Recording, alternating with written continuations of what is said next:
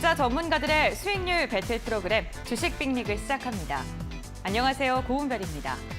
중국과 미국의 엇갈린 경기 전망 속에서 오늘 국내 증시도 혼조세가 펼쳐지고 있습니다. 어제 발표된 중국의 경기 성장률은 시장 예상치를 밑돌면서 경기 침체에 대한 우려를 야기시켰죠. 반면 미국 같은 경우에는 연착륙에 대한 기대감으로 3대 지수가 모두 상승 마감하는 데 성공했는데요. 우리 증시는 이에 따라 연동되면서 상승 출발했지만 현재 구간 개별 장세가 펼쳐지면서 엇갈린 움직임이 나오고 있습니다.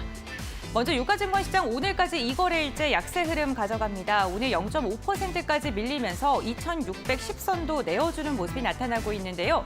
유가증권 시장에서 반도체 완성차 기업들 힘을 쓰지 못하면서 대형주를 중심으로 더 깊은 하락세가 연출이 되고 있습니다. 코스닥 같은 경우는 오늘까지 6거래일째 상승합니다. 1% 넘게 올리면서 910포인트 선 돌파하는 데 성공을 했습니다. 에코프로 그룹주들로 수급 쏠림 현상이 이어지면서 단 하락 종목이 현저하게 많은 하루입니다. 수급 상황 함께 확인해 보시죠. 오늘 외국인의 수급에 따라 지수의 방향이 결정되고 있습니다. 유가증권 시장은 개인이 홀로 담아내고 있습니다. 4,200억 원가량의 물량을 매수하고 있는 가운데 외국인과 기관이 1,800억 원, 2,300억 원가량의 물량을 토해내고 있고요. 제조업을 중심으로 매도세가 강하게 나오고 있습니다. 코스닥도 함께 확인해 보시죠. 유가증권 시장에서 매도를 선택한 외국인이 코스닥에서는 3,400억 원 이상의 물량을 담아내고 있습니다. 기관 같은 경우에는 양 시장에서 매도 우위가 집계가 되고 있는데요. 외국인의 매도세 에코프로 그룹주들로 몰리고 있는 상황입니다. 외국인 현물 시장에서는 혼조세가 나타나고 있는데요. 선물 시장에서도 대형의 매물을 출회하고 있다는 점 참고해 보셔야겠습니다. 오늘장 특징주 함께 확인해 보시죠. 코스닥 시가총액 1위를 탈환하기 위한 왕자의 게임이 벌어지고 있습니다. 에코프로비엠과 에코프로가 오늘 1위 자리를 엎치락뒤치락하면서 경쟁을 벌이고 있는 건데요. 오늘 개장 직후에는 에코프로가 11% 이상의 상승력까지 보여주면서 시가총액 30조 원을 돌파했고요. 시가총액 1위를 탈환하는 데 성공했습니다. 그런데 돌연 에코프로 BM이 오후장 들어서 탄력을 받고 있고요. 더 강한 상승력 보여줍니다. 13% 넘는 급등세가 연출이 되면서 에코프로 BM 다시금 시가총액 1위를 탈환하는 데 성공했습니다. 과연 오늘 종가에 어떠한 종목이 1위로 마감이 될까요? 이 부분 참고를 해주시면 좋을 것 같습니다.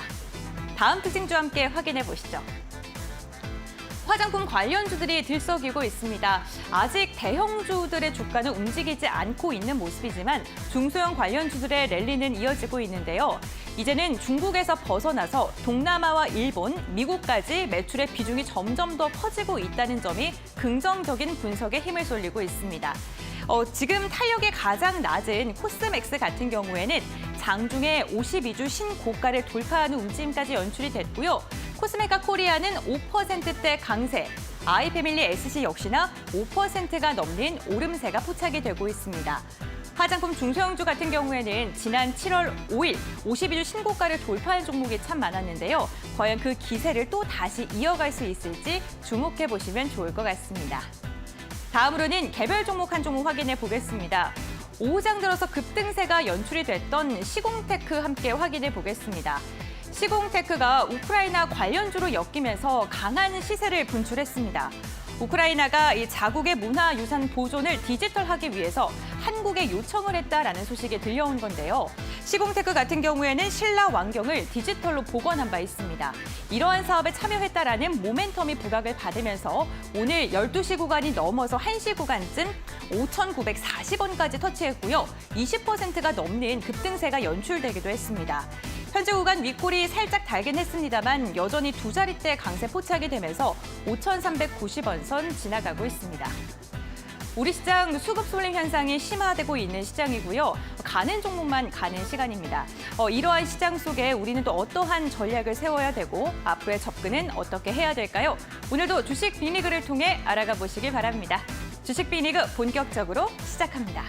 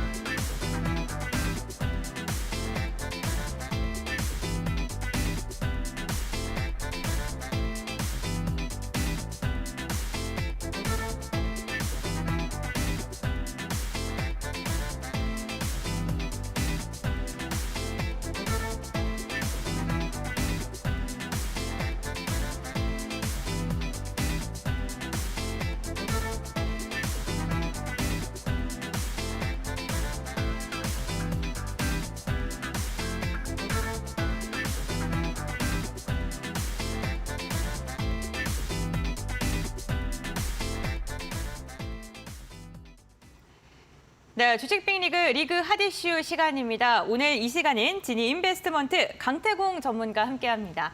안녕하세요. 예, 안녕하세요. 네, 반갑습니다. 네, 오늘 우리 시장 역시나 조금 디커플링되는 움직임이 나타나고 있습니다. 최근 대형주가 다시금 주춤하고 있는 모습이 연출되고 있는데요. 전문가님께서는 우리 시장 좀 어떻게 바라보시나요?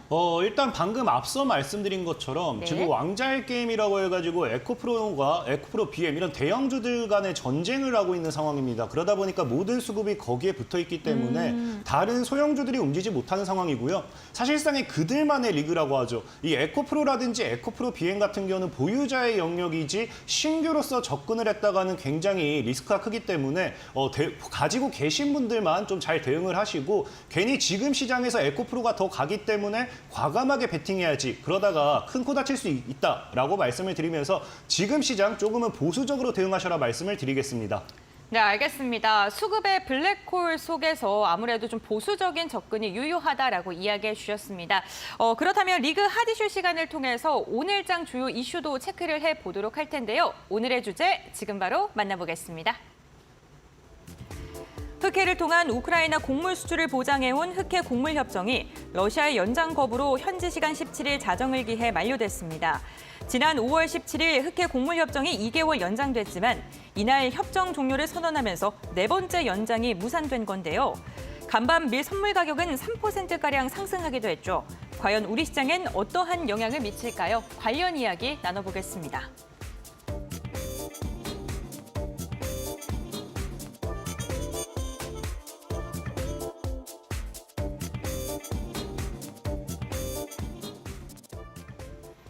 네, 러시아가 흑해 곡물 협정 종료를 선언하면서 이로 인해 식량 위기가 다시금 도래하고 있습니다. 오늘 관련 기업들 갭 상승하면서 출발했다가 현재 구간에는 상승폭을 좀 다소 반납한 모습이기는 한데 러시아의 의견은 협정의 내용을 일부 들어주지 않았다가 그 이유였는데요. 과연 증시 전반에 좀 영향을 미칠 수 있을지 궁금합니다. 일단은 뒤에도 설명을 드리겠지만 지금 상황 자체가 굉장히 재미있습니다. 계속해서 지금 시장에는 우크라 재건 관련되어 있는 모멘텀과 함께 이 종전 관련되어 있는 이슈, 지금 더 갈 것이다 이런 기대감이 계속해서 나오고 있었는데요.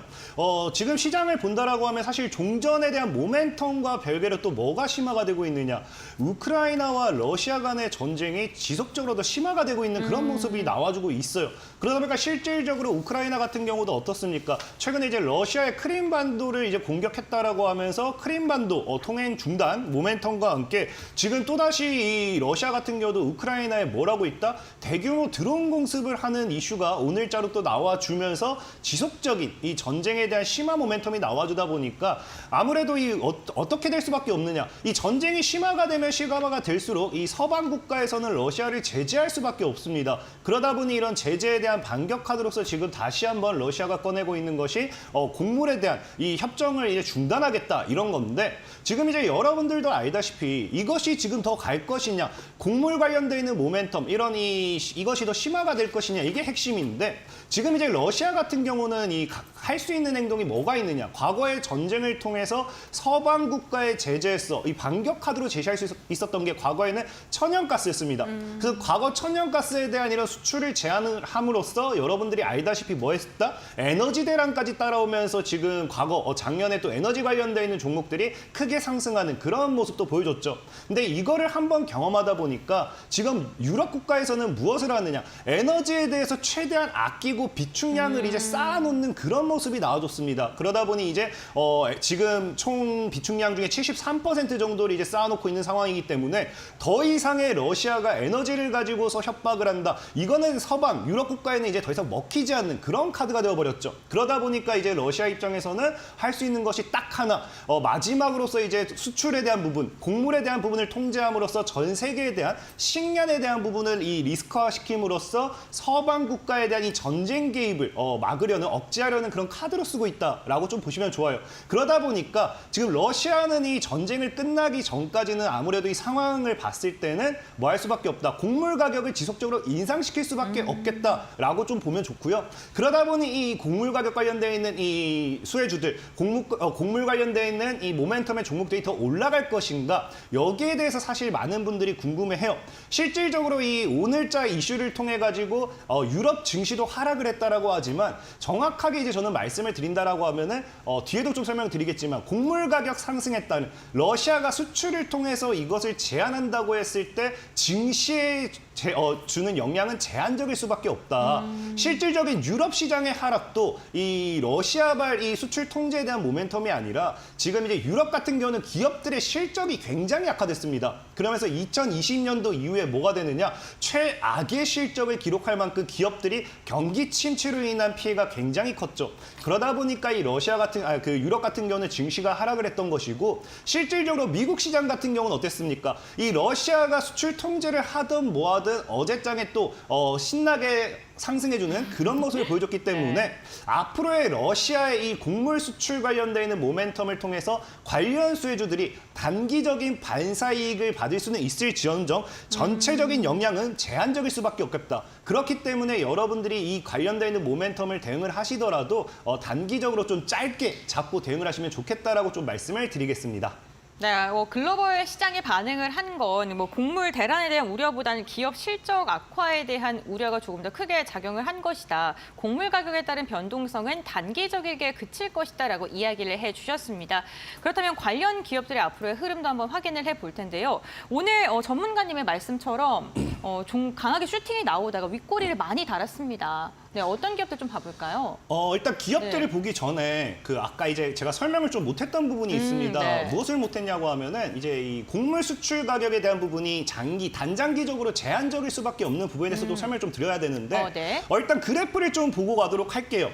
지금 과거에도 똑같습니다. 과거에도 이제 그래프를 본다라고 하면은 지금 이제 세계 곡물 가격 동향이라고 해가지고 지금 이제 차트적으로서 좀 봤을 때 과거 2012년도에 이 최고점을 찍었던 과거에 이제 곡물 관련돼 있는 가격들도 최고점을 찍었던 구간대가 있어요. 이 당시에 무엇 때문에 찍었냐고 하면요. 기후 변화라든지 아니면 뭐 이런 것들이 심화가 되면서 다시 한번 곡물 가격이 엄청나게 상승할 것이다라고 하면서 과거 러시아발 모멘텀과 함께 급등했던 과거 러시아발 모멘텀 당시까지 올랐던 게 이 당시 2012년도의 모멘텀이었습니다. 근데 지금 곡물 관련되어 있는 이 수혜주로서 대표적인 게 여러분들이 보시면 아시겠지만 효성 OMB라는 종목이 있어요. 효성 OMB 같은 경우도 보면 아시겠지만 분명히 곡물 가격에 대한 상승은 나왔지만 2012년도에 뭐라느냐 강한 상승이 나와주지는 않았다라는 겁니다. 그러면서 2013년도, 2014년도가 이렇게 큰 상승이 나와줬는데 이 당시에 효성 OMB가 올라갈 수 있었던 이유는 곡물 가격 상승에 따른 수혜가 아니라 이 기업에 대한 실적 모멘텀, 친환경, 유기농 이런 것들이 이제 이슈가 되면서 거기에 대한 모멘텀으로 상승을 했던 것이고요. 그 다음에 최근에 다시 한번 러시아발 모멘텀으로 상승했을 때가 15,000원 구간인 걸 생각해 본다라고 하면은 단기적으로는 충분히 이슈가 될 수 있을지언정 곡물 가격들 관련되어 있는 모멘텀의 종목들 이것이 장기적으로 보유할 종목은 아니다라고 좀 말씀을 드리고 오늘 추가적으로 관련 기업들에 대한 설명까지 드리도록 하겠습니다. 네, 알겠습니다. 그렇다면 관련 기업들, 어떠한 기업들이 있는지 한번 확인을 해볼 텐데 곡물, 사료, 비료 너무나도 종목들이 많습니다. 그렇다면 전문가님께서는 어떠한 종목을 조금 더 눈여겨보고 계실까요? 일단은 당연하게 오늘 분명히 이런 이슈가 나왔다라고 하면은 정말 시장의 중요한 모멘텀이고 장기적으로 갈 수밖에 없는 모멘텀이라고 하면은 장시작과 함께 강한 상한가가 나와준다든지 강한 상승이 나와줘야 돼요. 근데 그런 종목들이 사실 곡물 관련되어 있는 기업들 중에서는 없습니다. 사실 뭐 지금 2차전지 에코프로 이쪽으로 수급이 붙어서 그런지 모르겠지만 오늘 가장 강하게 상승하고 있는 종목 같은 경우는 그린플러스라는 종목을 좀 보시면 좋은데 이 그린플러스 같은 경우가 사실상에 오늘 장중에 한 19% 정도의 상승세를 가지고 왔어요.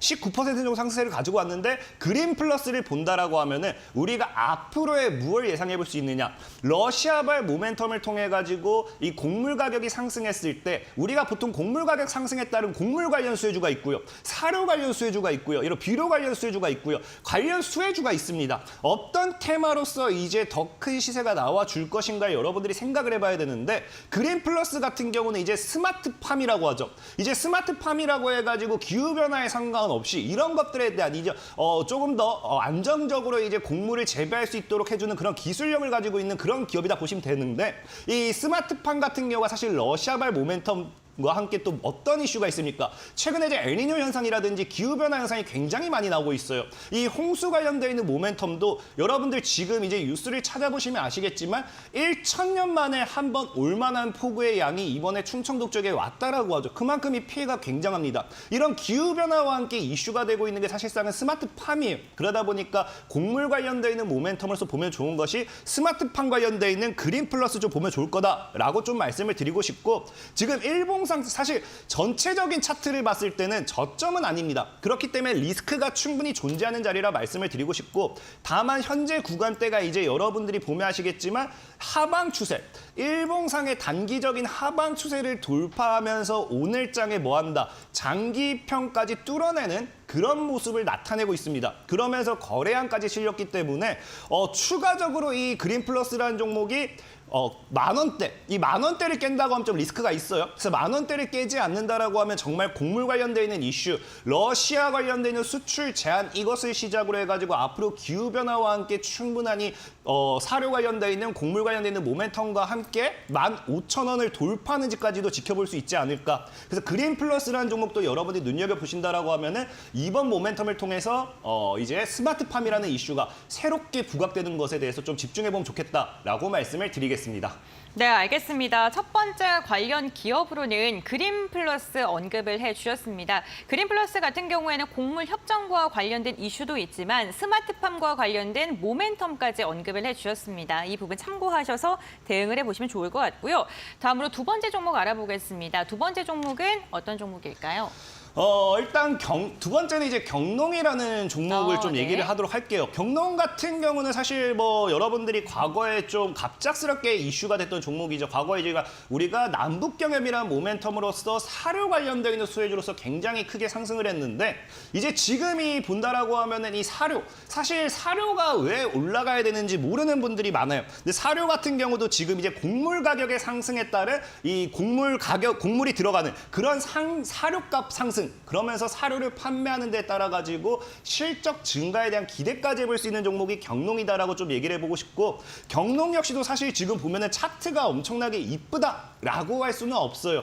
전체적으로 지금 그린 플러스도 그렇고요. 이 곡물 관련되어 있는 이런 곡물 수출 제한 관련되어 있는 모멘텀의 종목들이 차트가 어느 정도 고점대에서 놀고 있기 때문에 하방으로 무너지면 리스크는 있습니다. 다만 이 경농이라는 종목 같은 경우 지금 보시면 좋은 게 무엇이냐? 일단 차트를 봤을 때 어떤 부분에 우리가 집중해 볼 수 있느냐? 자, 지금 보시면은 거래량이 어제장에 엄청나게 터졌습니다. 어제장에 엄청나게 터져줬는데 이 거래량이 터진 위치가 어디냐? 거의 지금 3년 만이죠. 일단 3년 만에 거래량이 터졌다라는 거는 해당 구간대가 뭐가 된다. 털고 나오는 물량이 될지 아니면은 개인들의 물량을 싸그리 잡아먹는 거래량이 될지 둘 중 하나는 확실하다 보셔야 되는데 지금 경농 같은 경우도 일단 보시면 아시겠지만 단기적인 하방 추세가 돌파가 나왔어요. 단기적인 하방 추세 돌파가 나오면서 바닥을 다지는 모습들을 만들어냅니다. 그래서 바닥을 다지다가 갑작스럽게 거래량을 터뜨리면서 지금 자리 뭐한다? 모든 이평대죠. 단기, 장기 이평대를 다 뚫어냈다라는 거는 여러분들도 알다시피 이동평균선 밑에서 논다. 주가의 하방 추세다라고 우리가 이야기를 할 수 있고요. 이동평균선 위에서 논다. 주가의 상방 추세다라고 우리가 이야기를 할 수 있어요. 그러면서 경농 같은 경우도 3년 만에 거래량을 터뜨리면서 지금 이제 모든 이평대를 뚫어내고 그러면서 지금 최근에 11,000원 정도겠죠? 11,000원 정도에 대한 이 저항대를 뚫어내면서 안착하고 밑꼬리까지 달아주는 모습을 봤을 때 이 경농이라는 종목 같은 경우도 추가적인 상방 시세에 대한 기대를 해볼 수 있지 않을까. 그렇다라고 하면은 과거 고점을 잡았을 때 15,000원, 18,000원까지도 정말로 열린 자리가 나온다라고 말씀을 좀 드리고 싶고 다만 이 얘기했다시피 지금 곡물 관련되어 있는 수혜주들이다 차트가 다 저점은 아닙니다. 그렇기 때문에 손절에 대한 부분도 꼭 챙겨 가셔야 되고 8,000원대를 무너뜨린다라고 하면 리스크가 있는 만큼 이런 부분을 보시면서 조금 대응을 한다라고 하면은 곡물 관련되어 있는 모멘텀의 종목들 여러분들이 충분히 수익 실현하는 데 있어서 어렵지 않을 거다라고 말씀을 좀 드리겠습니다. 네, 알겠습니다. 대표적인 곡물 관련주 경농에 대해서 알아봤습니다. 가격 밴드 제시해 주셨으니까요. 이 부분 참고하셔서 대응을 해보시면 좋을 것 같습니다. 마지막 세 번째 종목은 어떤 종목일지 궁금한데요. 마지막 세 번째 종목 조금 아쉬워요. 제가 이거 지금 조금만 시간을 빨리 나왔다고 하면 여러분들에게 네. 바로 수익이 되었을 것 같은데 세 번째 종목이 라온피플이라는 종목입니다. 네. 라온피플이라는 종목 일단 분봉을 보시면 아시겠지만 오늘 여러분들에게 종목에 대한 소개를 시켜드리려고 이제 찾았는데 아쉽게도 방송 직전에 이제 1시가 다가오면서 갑작스럽게 상승세가 나와버렸기 때문에 지금 방송을 보시고서 사실 매수를 하겠다. 이건 좀 어렵다 생각을 해요.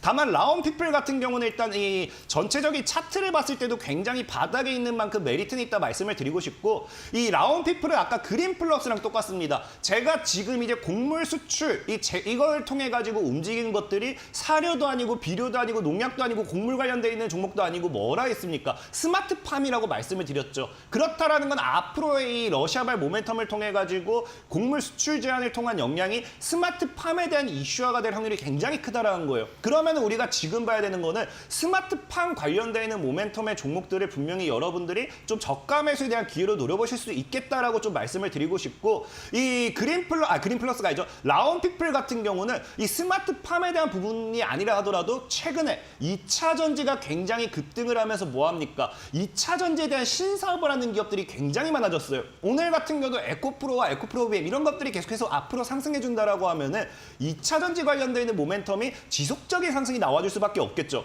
그런 상황 속에서 라온피플이라는 종목은 2차 전지에 대한 신사업이라는 대한 모멘텀도 가지고 있고 추가적으로 아까 얘기했다시피 스마트팜이라는 모멘텀까지 가지고 있기 때문에 이런 복합적인 소재의 모멘텀을 봤을 때 충분히 앞으로의 주가 상승 모멘텀이 될 수 있다라고 말씀을 드리고 싶고 다만 아쉬운 거는 지금 이미 급등이 나왔기 때문에 조금 더 아래로 조정을 준다라고 하면은 여러분들이 매수폭 이미 갭이 떴어요. 오늘도 갭이 떴기 때문에 한 6,500원 정도까지는 열심히 입을 벌려 두셔도 괜찮지 않을까 좀 말씀을 드리고 정말 이것이 10,000원을 뚫어낸다라고 하면은 진짜 열린 자리가 15,000원까지도 열려있기 때문에 여러분들이 저가 매수의 기회로 공략해 보시면 좋겠다라고 말씀을 드리면서 오늘의 마지막 종목까지 소개를 끝내도록 하겠습니다. 네, 알겠습니다. 오늘의 세 번째 종목은 라온피플이었습니다. 6,500원으로 가격 조정 받을 때 매수 작품 유효하다라는 이야기도 전해주셨으니까요. 참고해 보시면 좋을 것 같습니다. 오늘 지니 인베스트먼트 강태공 전문가와 다양한 이야기 나눠봤는데요. 투자 판단의 참고 자료이고요. 투자에 대한 선택은 시청자에게 있다는 점, 신중한 투자해 주셔야 된다는 점 당부의 말씀 전해드리겠습니다. 오늘 도움 말씀 주신 강태공 전문가와는 여기서 마무리해 보겠습니다. 오늘 말씀 감사드립니다. 감사합니다.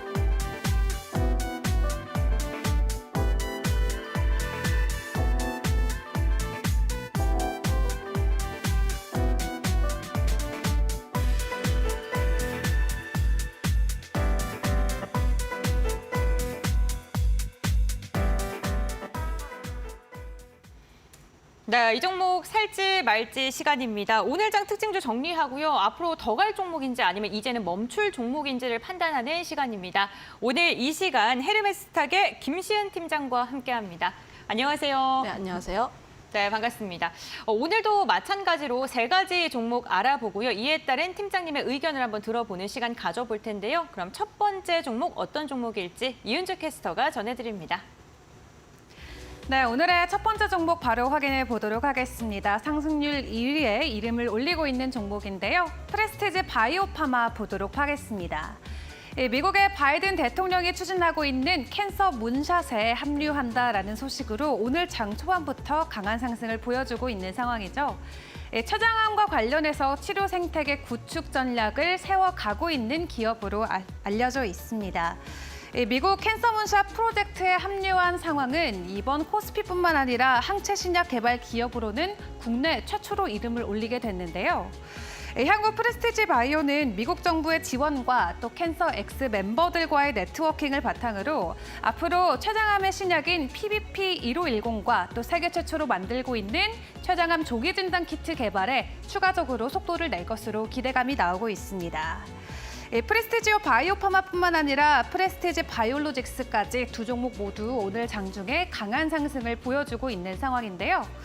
앞으로의 추가적인 파트너십 구축과 신약 개발과 관련된 기대감을 가지고 우리가 고를 외칠지 혹은 지난 4년 동안 매출 제로를 기록했던 실적을 바탕으로 스톱을 외쳐야 될지 전문가님께 여쭤보도록 하겠습니다. 네, 첫 번째 기업 확인해 보겠습니다. 프레스티지 바이오파마고요. 오늘 상한가에 안착을 한 종목입니다. 앞으로 더 갈 수 있을지 전문가님의 의견 들어보겠습니다. 김신 팀장님, 네, 고입니까 스탑입니까? 저는 고 드리겠습니다. 더 갈 수 있을 것이다라고 예상을 하셨는데 왜 그렇게 생각을 하시나요? 오늘 나왔던 재료가 너무 강력해요. 일단 뭐 이 기업 같은 경우라든지 네. 사실상 바이오 섹터 같은 경우에는 좀 부정적인 의견을 드리겠는데 네. 하지만 뭐 관련했을 때 캔서 문샷이라는 모멘텀이 너무나 강력하고 오늘 시장 상한가에 진입을 해서 아직까지 풀리지 않았다는 점, 그리고 프리스티지 바이오로직스 같은 경우에도 20%대 상승력을 보여주고 있기 때문에 사실상 추가적으로 더 올라갈 수 있다 이렇게 판단을 하고 있습니다. 캔서무샷 같은 경우를 봤을 때 아무래도 바이든 정부에서 굉장히 밀어주고 있는 프로젝트입니다. 1조 원 정도 투입을 하고 있는데 사실상 바이든 대통령이 부통령이었던 시절부터 좀 추진을 했던 프로젝트고요. 그 둘째 아들이 암 때문에 사망을 했기 때문에 사실상 암 정복에 대한 의지가 좀 강력하지 않나 이렇게 판단을 하고 있습니다. 그런데 사실상 굉장히 큰 규모로 진행을 하고 있고 그리고 미국에서만 진행을 하는 게 아니라 세계 각국의 뭐 기업들이 속속 합류를 하고 있기 때문에 사실상 단발적으로 끝나는 이벤트가 아니라 추가적으로 봐야 하는 이벤트다라고 판단을 하고 있고 물론 프레스티지 바이오 파마 같은 경우를 봤을 때 실적이 좋진 않아요. 1분기 실적도 보면은 영업 손실을 계속해서 늘려나가는 모습들을 보여주고 있고 이 기업의 뚜렷한 신약이라든지 이런 모멘텀이 살짝 부재한 게 사실이긴 합니다만 하지만 최근 들어서 요즘 시장들을 보면은 모멘텀 플레이가 굉장히 중요하고 개별 종목군들의 모멘텀에 의해서 상승력이 계속 나오는 시장이기 때문에 사실상 지금 이 시장에서 이 상황에서 갖고 있는 캔서 문샷이라는 모멘텀은 충분히 더 바라봐도 좋다 이렇게 판단을 하고 있습니다. 다만 좀 생각을 해보셔야 하는 게 바이오 섹터에 대한 투자 심리가 그렇게까지 좋지 못하다는 점, 실적 같은 경우에도 그렇게 좋지 못하다는 점, 기존에 캔서문샷에 합류한 기업이 루닛이라는 종목이 있어요. 네. 우리가 좀 흔하게 아는 종목인데 아무래도 계속해서 신고가를 달리고 있었고 그리고 루닛이 캔서무샷에 합류한 날 상한가에 진입을 했습니다. 물론 루닛과는 상황이 조금 다른 게 루닛은 앞으로의 성장성 그러니까 AI 진단이라는 그 모멘텀을 가지고 성장하는 기업 때문에 우상향하는 흐름들이 나와주고 있지만 하지만 프레스티지 바이오파마 같은 경우에는 아직 실적은 나오지 않고 기대감뿐이라는 거죠. 그거에 따라서 사실상 지금 같은 경우에 단기 트레이딩 쪽으로 보시는 게 좋을 것 같다는 말씀 드려보도록 하겠고 곧 실적 발표를 앞두고 있기 때문에 이런 부분들을 조금 더 염두에 본다면 시세가 분출했을 때 트레이딩 관점으로 보시는 게 더 낫지 않을까 이렇게 보고 있습니다.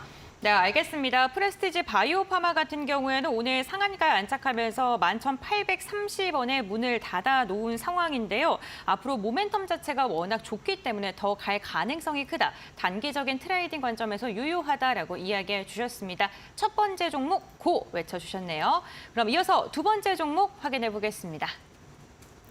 네, 이어서 두 번째 종목도 확인해 보도록 하겠습니다. 어제 시간의 거래소부터 강세를 보여준 종목이죠. 한글과 컴퓨터 보도록 할 텐데요. 이번에 새롭게 AI 웹 에디터를 설립한다라는 소식 어제 전해왔습니다. 어제 시간의 거래소부터 오늘 장 초반대까지 지속적인 강세 흐름을 보여주고 있는 상황인데요. 기존에 보유하고 있던 웹 오피스의 사업 부분에 물적 분할을 진행해서 새로운 제품 다변화에 도전한다는 소식입니다. 지금까지 여러 글로벌 기업들과 함께 AI 기반의 웹 에디터 제품을 공급한 이력을 가지고 있는데요. 이러한 경험을 바탕으로 글로벌 시장의 요구에 맞는 AI 기반의 웹 에디터를 제품 고도화 다변화를 추진할 방침이라고 합니다. 또 추가적으로 기업 주주 가치를 높이기 위해서 자사주 소각도 진행한다라고 하고요. 200억 원 규모로 확인되고 있고 전체 발행 주식의 5.58%를 차지할 것으로 전망되고 있습니다. 새로운 도전을 앞둔 한글과 컴퓨터, 우리가 기대감을 가지고 고를 외쳐야 할까요? 혹은 조심스럽게 스탑을 외쳐야 할까요? 네, 두 번째 기업은 한글과 컴퓨터입니다. 현재 구간 14%가량의 급등세가 연출되고 있는 기업인데요. 김시은 팀장님께서는 더 갈 거라 생각하세요? 이제 멈출 거라고 생각하세요? 저는 그 의견을 드리겠는데 중장기적인 성장성을 보고 그리고 위치적인 측면을 봤을 때 아직까지 바닥권에 있다 이렇게 판단을 하고 있어서 그 의견을 드렸습니다. 어제 나왔던 공시가 두 가지가 있는데 하나는 자회사 물적 분할 공시가 있었고 두 번째로는 자사주 소각에 대한 이슈가 있었습니다. 사실상 어제 같은 경우를 보게 됐을 때 아무래도 물적 분할이라고 하는 이미지가 좀 아무래도 우리 일반 개인 투자자 입장에서는 악재로 많이 받아들여지기 때문에 윗거리를 굉장히 길게 달고 마감을 한 모습을 보여줬지만 좀 그 내용들, 그러니까 공시들을 조금 더 세세하게 뜯어보면은 한글과 컴퓨터라는 기업이 기존 소프트웨어 중심에서 AI 쪽으로 더 도약을 해 나간다라는 이야기가 담겨 있기 때문에 앞으로의 성장성에 대해서 좀 더 주목해 볼 필요가 있지 않을까라고 보고 있거든요. 아무래도 그 물적 분할을 통해서 자회사 한컴 AI 웹 에디터 설립을 공시한다고 했는데 물적 분할을 한 이유로는 좀 결정이라든지 이런 것에 대해서 독단적으로 좀 하기 위해서라고 하고 있습니다. 일단 명목상으로는. 그런데 우리가 좀 더 집중을 해봐야 하는 쪽은 AI 쪽이 아닌가 이렇게 판단을 하고 있거든요. 사실상 AI가 굉장히 핫합니다. 네. 우리가 그동안 많이 주목을 하고 있는 챗 GPT도 그렇고 특히 뭐 우리가 반도체 쪽에서 주목을 하고 있는 게 AI 수요가 굉장히 많이 늘어나기 때문에 HBM 쪽에서의 수요가 굉장히 많이 늘어난다. 지금 시장의 주목이라든지 시선 자체가 앞으로 성장하고 있는 AI 시대에서 그러면 그 기업이 어떻게 성장을 하는지, 그 기업이 어떻게 변화하는지를 봐야 하는데 일단 한글과 컴퓨터라는 기업이 자회사 물적 분할을 통해서 AI 쪽으로의 성장성을 나아가겠다라고 이야기를 했고요. 그리고 21년도에 그 대표가 바뀌었는데 대표가 바뀌면서 앞으로 좀 기대가 되는 부분이 M&A 쪽입니다. 작년에 자회사를 소각을 하면서 좀 많은 규모의 현금을 많이 쌓아놨는데 현금 자체가 1,200억 원 규모이다 보니까 사실상 이 규모로 또 다른 기업들 혹은 AI 기업이라든지 데이터 기업들을 M&A 통해서 앞으로 회사가 성장할 수 있는 여력이 굉장히 많이 열려 있다 이렇게 판단을 해보시면 좋을 것 같아요. 최근 들어서 이야기가 나왔던 게 데이터 분석 기업이라고 할 수 있는 엔코아 쪽에서도 인수전에 합류했다 보니까 사실상 실타는 많이 마련이 되었고 회사의 방향성이라든지 이런 점도 나왔기 때문에 그렇다면 이 남아있는 이 굉장한 현금을 바탕으로 회사가 얼마나 더 성장할 수 있을까를 보면은 굉장히 기대가 된다 이렇게 판단을 하고 있습니다. 거기다가 지금 네이버 쪽이랑 연관성이 있다고 보시면 좋을 것 같은데 지난 3월에 네이버 클라우드 하이퍼 클로버 X 적용을 위해서 전략적 파트너십을 적용을 했습니다. 사실상 제 개인적인 의견으로는 네이버의 중장기 성장성에 대해서 물음표를 가지고 있긴 합니다만 하지만 뭐 많은 투자자분들의 관심, 그러니까 관심도가 아무래도 하반기에 나오는 네이버의 AI 쪽이 아닌가라고 보고 있어요. 그거에 따라서 지금 네이버 같은 경우에도 단기 저점 찍고 좀 올라오는 모습들을 보여주고 있는 게 지금 관심이 가는 하이브클로버 X에 대한 관심도. 그런데 하이브클로버 X와 파트너십을 함께 연결되어 있는 한글과 컴퓨터 같은 경우에도 출시가 된다면 다시 한번 관심받을 가능성이 높기 때문에 이런 점들을 보게 된다면 한글과 컴퓨터 같은 경우에는 위치도 좀 낮고 물론 단기적으로 주가가 많이 올라왔고 그리고 윗꼬리가 좀 많이 달리긴 했지만 하지만 성장성이라든지 관심도 그리고 모멘텀을 봤을 때 충분히 바라봐도 괜찮은 기업이다 이렇게 판단하고 있습니다. 네, 알겠습니다. 두 번째 기업인 한글과 컴퓨터에 대해서도 고를 외쳐주셨습니다.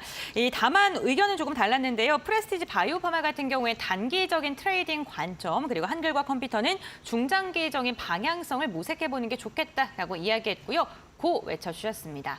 그럼 마지막 종목도 이어서 확인해 보겠습니다. 네, 오늘의 마지막 종목 함께 확인해 보도록 하겠습니다. 긍정적인 증권사의 리포트가 나오면서 오늘 장중의 변동성을 보여준 종목인데요. 대주전자재료 함께 확인을 해보도록 하겠습니다. 이 실리콘 음극재와 관련된 기대감이 날로 높아져만 가면서 증권사에서도 굉장히 긍정적인 매수 리포트를 제시를 했습니다. 특히 현재 주가 대비 40%가 넘는 목표 주가를 제시를 했는데요. 13만 5천 원 선을 제시하면서 이 투자자들의 기대감도 오늘 장중에 그대로 반영이 된 모습 같습니다. 일단 2분기의 실적을 놓고 봤을 때는 사실 그렇게 좋진 않았습니다. 매출액이 450억 원으로 전년 대비는 20% 하회할 것으로 전망되고요. 영업이익은 26억으로 전년 대비는 50% 내려갈 것으로 전망이 됩니다.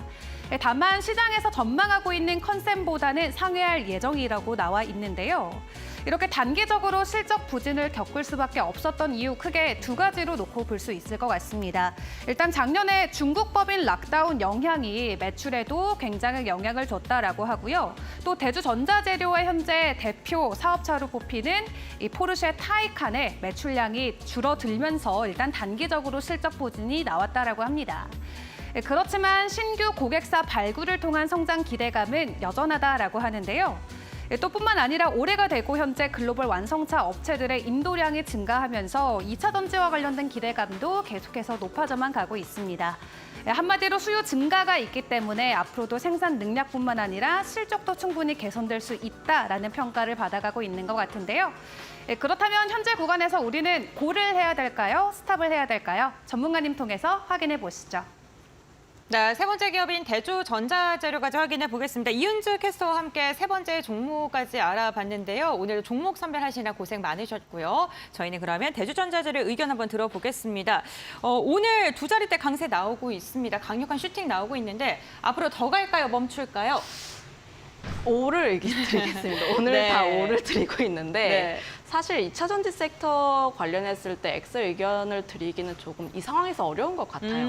오늘 사실 시장의 주인공 자체도 2차 네. 전지, 에코프로라든지 뭐 포스코 그룹 쪽에 대한 순환매가 수급이 굉장히 많이 쏠리게 되면서 네. 2차 전지 섹터 같은 경우에 앞으로 더 움직일 가능성이 크다 이렇게 판단을 하고 있습니다. 그런데 지금 기존의 시장 자체가 에코프로와 포스코 쪽에 집중이 되어 있었던 수급 자체가 다른 종목군들로 수급이 조금 나눠지는 모습들을 보여주고 있는데 사실상 2차 전지 섹터에 관심이 많으신 분들 같은 경우에는 단기적인 실적보다 중장기적인 매력도에 대해서 좀 더 포인트를 두고 계신 것 같아요. 아무래도 에코프로 실적 발표 이후에도 계속적인 매수세가 들어오고 있고 지금 시선 자체가 단기보다는 중장기 앞으로 2차 전지 시장이 얼마나 더 커질까에 중점을 두고 있기 때문에 사실상 최근 들어서 가고 있는 종목이 더 움직이는 것은 사실이긴 합니다만 하지만 내가 섹터 내에서 중장기적인 시선을 가지고 있다면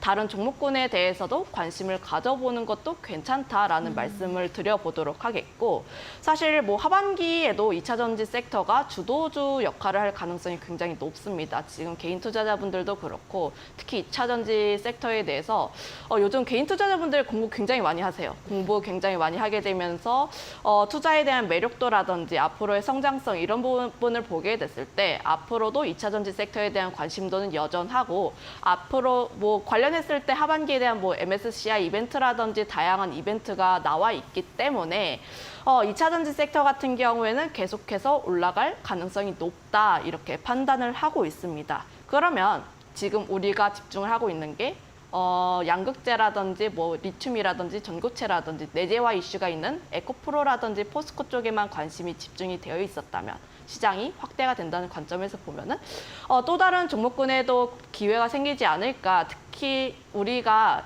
전기차를 사용을 하면 가장 중요하게 보는 게 에너지 밀도입니다. 충전을 하면 얼마나 더 나아가는지, 얼마나 더 멀리 갈 수 있는지를 보는데 기존에는 뭐 니켈 함량을 많이 올리면서 양극재 쪽에만 집중을 했다면 이제는 음극재 쪽에서도 투자가 계속 나오고 있다. 특히 음극재 같은 경우에는 흑연을 중심으로 진행을 했는데 흑연 같은 경우에는 사실 에너지 효율이 그렇게 많이 나오진 않았습니다. 그런데 거기에 실리콘을 섞게 되면서 효율성이 굉장히 좋아지게 되면서 앞으로 실리콘 음극재에 대한 수요가 좀 나올 것이다. 앞으로 에너지 밀도라든지 이런 부분을 보게 됐을 때 실리콘 음극재 같은 경우에도 계속해서 좋아질 수밖에 없다라고 보고 있습니다. 대주전자 재료 같은 경우를 봤을 때 실리콘 음극재 쪽에서 대장주 역할을 하고 있는 친구인데 매출 비중을 보게 됐을 때 기존의 21년도, 22년도에는 저조한 상태였지만 앞으로의 매출도가 점점 올라가고 있고 앞으로 성장하는 2차 전지 섹터의 성장성에 맞춰서 25년에는 실리콘 음극재 매출 비중이 80%에 육박할 것이다라는 내용도 나오고 있기 때문에 사실상 이 점도 간과해서는 안 된다라고 말씀드려볼 수밖에 없겠고 특히 수요가 증가를 하게 된다면 거기에 맞춰서 물량을 내보내야지 매출이 증가를 하는데 이 기업 같은 경우에는 이미 캐파를 증설을 하고 있습니다. 지난해에는 400톤 캐파였지만 현 시점에서는 3,000톤 캐파이고요. 신공장 구축을 통해서 25년에는 2만 톤, 27년에는 5만 톤의 캐파를 갖출 예정이다 보니까 사실상 이 시점으로 봤을 때 캐파가 증설하게 되면서 매출도도 굉장히 늘어날 수밖에 없다. 이런 점을 보게 된다면 사실상 대주전자 재료 굉장히 긍정적으로 보고 있다고 볼 수가 있겠고 오늘 차트 모양을 한번 봤을 때도 거래량을 동반을 했을 때 18%대 상승력을 보여주고 있습니다. 그런데 전고점을 좀 뚫어주고 있는 모습들을 보여주고 있고 특히 매물대 같은 경우에는 하단에 많이 위치를 했기 때문에 오늘같이 주가의 상승력이 나왔을 때 추가적으로 여기 받고 올라갈 가능성도 굉장히 높다는 점 한번 체크를 해보시면 좋을 것 같습니다. 네, 알겠습니다. 대주 전자재료 확인을 해봤습니다. 이제는 2차 전지 소재 조회가 양극재에서 음극재까지 점점 더 확산되고 있다는 점 들어주셨고요. 차트적인 분석까지 해주셨습니다. 오늘 세 가지 종목 의견 모두 다 고를 외쳐주셨고요. 투자 포인트 잘 참고해보시면 좋겠습니다. 그럼 다시 한번 투자 포인트 정리해드리겠습니다.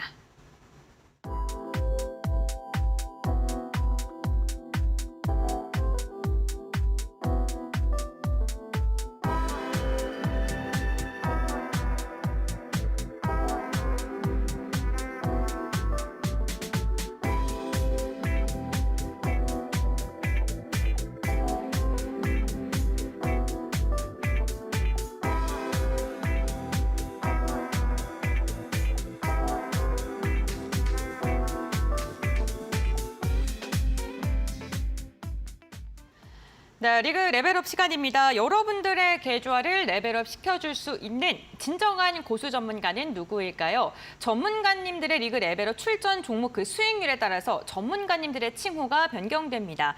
하수부터 신까지 다양한 호칭들이 주어질 예정인데요. 과연 김시은 팀장께서는 신의 호칭을 받을 수 있을까요? 오늘의 리그 레벨업 종목 한번 들어보겠습니다.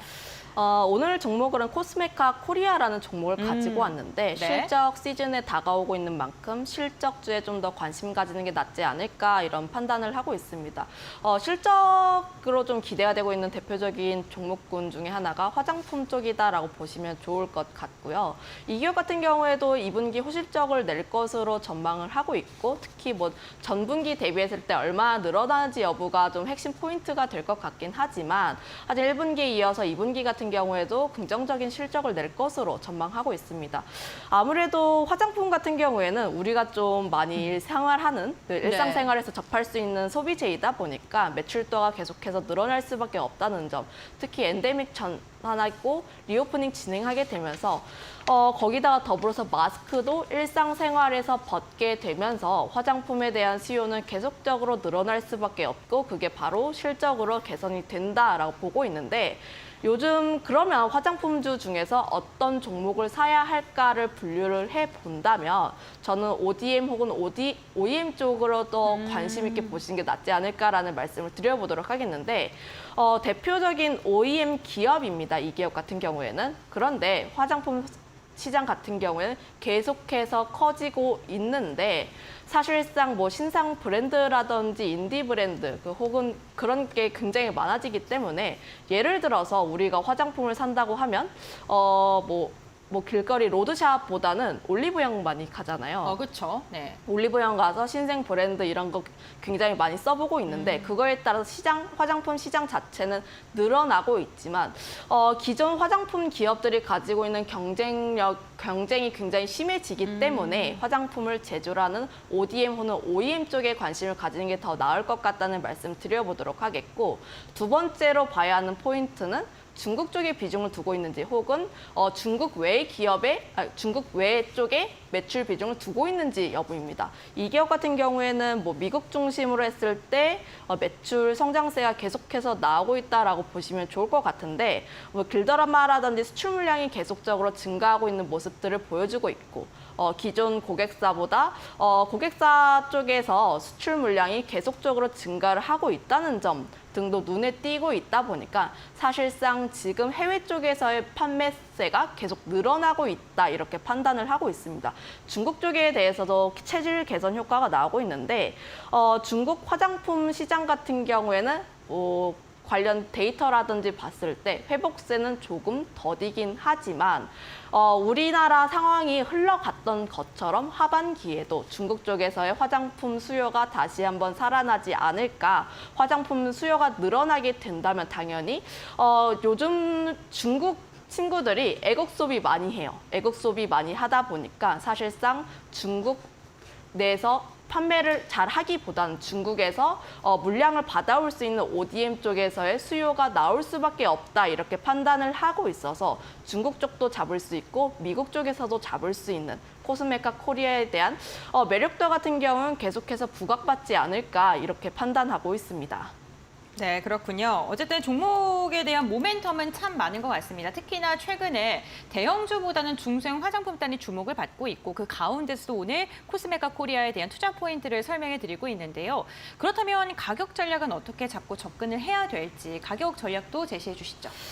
매수가 같은 경우에는 종가 부근을 해보시면 좋을 것 같고 네. 분할적으로 접근해 보시고 싶으신 분들 같은 경우는 25,000원까지 좀 분할적으로 접근해 보시면 좋을 것 같습니다. 지금 차트상으로 봤을 때 저점 대비했을 때 굉장히 많이 올라왔기 때문에 부담스러운 영역대일 수는 있지만 하지만 실적 개선이라든지 앞으로의 성장성을 봤을 때 충분히 20선에서 딛고 다시 한번 올라가는 라인대이다 보니까 관심 있게 보시면 좋을 것 같고 목표가는 3만 원 그리고 손절가는 21,800원 정도 제시를 하겠습니다. 네, 알겠습니다. 오늘의 리그 레벨업 도전 종목 코스메카 코리아였습니다. 목표가 3만 원, 손절가는 21,800원으로 제시해 주셨습니다. 가격 전략 잘 참고해 보시면 좋을 것 같습니다. 오늘 이 시간 헤르메스 스타 김시은 팀장과 다양한 이야기 나눠봤습니다. 여기서 마무리하도록 하겠습니다. 오늘 말씀 감사드립니다.